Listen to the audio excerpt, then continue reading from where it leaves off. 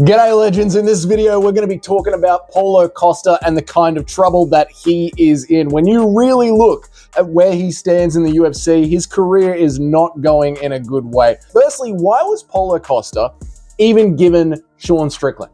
He was number 7th in the rankings and he was coming off a loss, right? He got given a former champion who was coming off a split decision. Sean Strickland should have been rematching for the title, not fighting someone who arguably isn't even a contender anymore. So what the hell went on there?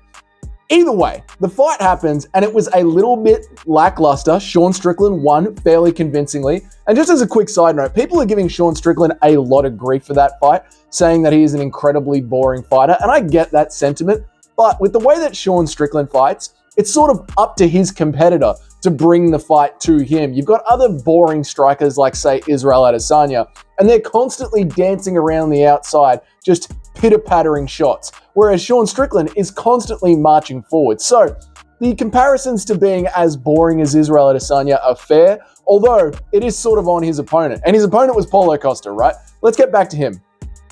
After the loss, and it was a very big ass whooping for Paulo Costa, that judge that gave it 4-1 should be fired.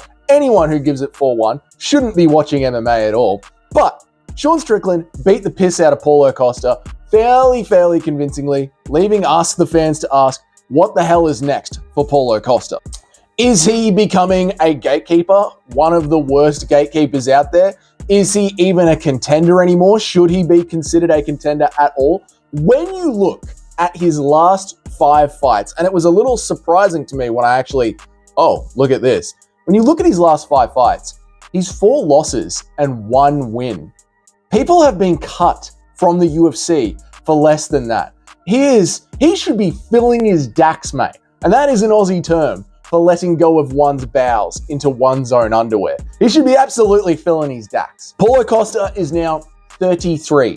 That means he is in his peak fighting years right now. Now, he is in a slightly heavier weight class, so he could go on for a little bit longer, but I would say in another 2 years, his chances of winning a title or ever even fighting for a title again drop to about 0%. And with Paulo Costa's recent activity, you can almost say that within those next 2 years, we will be lucky to get 3 fights out of him. He did fight twice this year, so let's go ahead and give Paulo Costa the benefit of the doubt.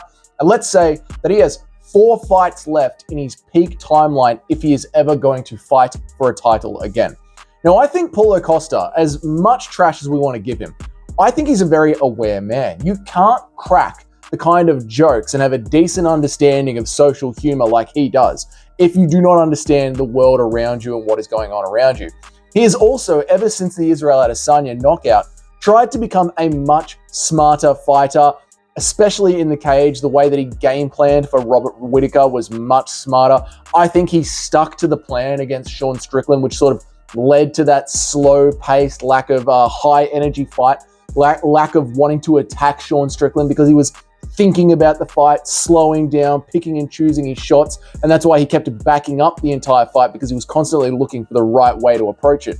Then there is his weight cutting issues, especially against Marvin Vettori. Horrible weight miss. But ever since then, he seems to be training at the Apex, working with the Apex dietitians, eating Merab Dvalishvili portions of food, and really has gotten his weight under control. So I think when you take in the social humor, the way that he approaches fights, the way that he approaches weight cutting, Paulo Costa really has got a decent understanding of what is going on around him and where he sits in the MMA world. So we have a man who is putting his social media game together. He is putting his English together. He is putting his diet together. And yet he's not even a step behind number 1, right? He is behind by a large margin, and at 33. At 4-1, he is behind a large margin. There is a number of fighters out there who have just been the number 2 guy forever. And Paulo Costa should at least be that guy right now. What do I mean by that number 2 guy forever? I'm talking about if Kamaru Usman didn't exist, Colby Covington would have been a champion for a long time. I'm talking about if John Jones didn't exist, DC would have a much better career than the one he has now. DC might go down as a GOAT if John Jones didn't exist. Robert Whittaker. If Israel Adesanya didn't exist, Robert Whittaker might have one of the longest running middleweight title runs of history, maybe not even middleweight. Robert Whittaker might have one of the best title runs in history. Picture Robert Whittaker. Picture where he was against Yoel Romero. Then picture the Israel Adesanya saga and where Robert Whittaker is after that. He would have stayed as the champion for so long. So Paulo Costa, he's not even one of these number 2 guys, and he should be. He has the skills to be one of these constant number 2 guys, and he's just not there.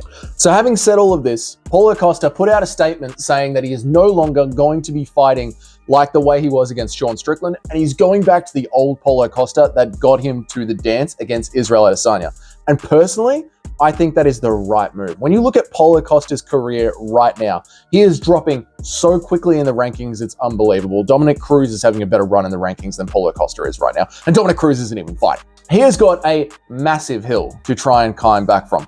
And what he needs to do in such a competitive division where there is Robert Whittaker and Israel Adesanya and Dricus du Plessis and Khamzat Chimaev and Jared Cannonier, with all of this going on in the next 2 years, he needs to make a lot of noise very quickly and very loudly in his next 2 or 3 fights, because I don't think he's got more than 4 fights in him. I think this is Paulo Costa's title run starting right now. And he has said that he is going to be going in there and just banging it out. And that is what he needs to do. Sometimes you have got fighters in the UFC where to get themselves back to a title shot, they need to slow down and pick their shots and engage with controlled violence. That is exactly what Justin Gaethje was doing all the way up until UFC 300 when he took that fight that he didn't have to take. But Gaethje was right there ready for a title shot. Paulo Costa needs to be the opposite of Justin Gaethje right now. It's time for Paulo Costa to put his head down and charge forward and start swinging those big, meaty Lucas Tracy hooks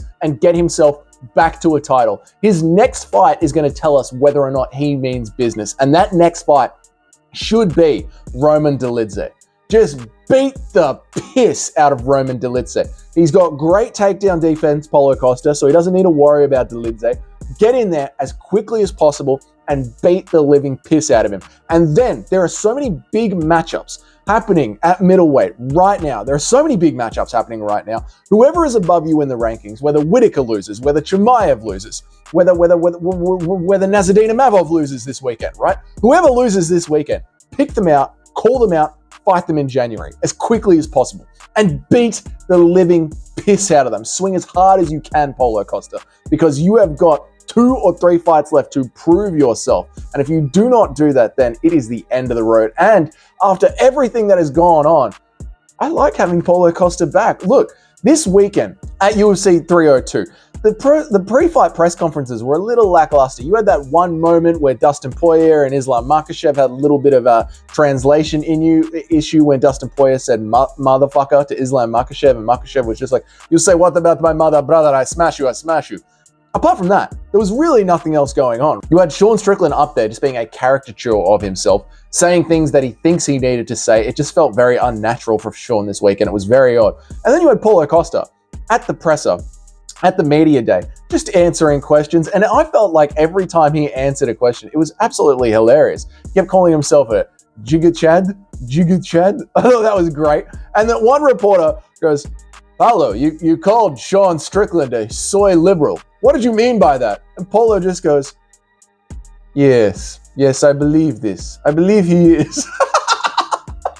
So I don't want Paulo Costa to be gone. I'm very happy that he's had this mid-career resurgence throughout these losses. So Paulo, get back in there as quickly as possible. You're not a smart fighter. You are a Jigga Chad. And be the Jigga Chad. And beat the piss out of Roman Dolidze. And then pick one of the losers from the upcoming fights and beat the piss out of them too. And get yourself back to a title. Paulo Costa, champion for 2026. Fucking get around it, Paulo. Get around it. That's it for this video. Let me know, what do you think Paulo Costa should do next in his career? Put it down there in the comments. I am trying to get this channel to 1,000 subscribers by July 15th.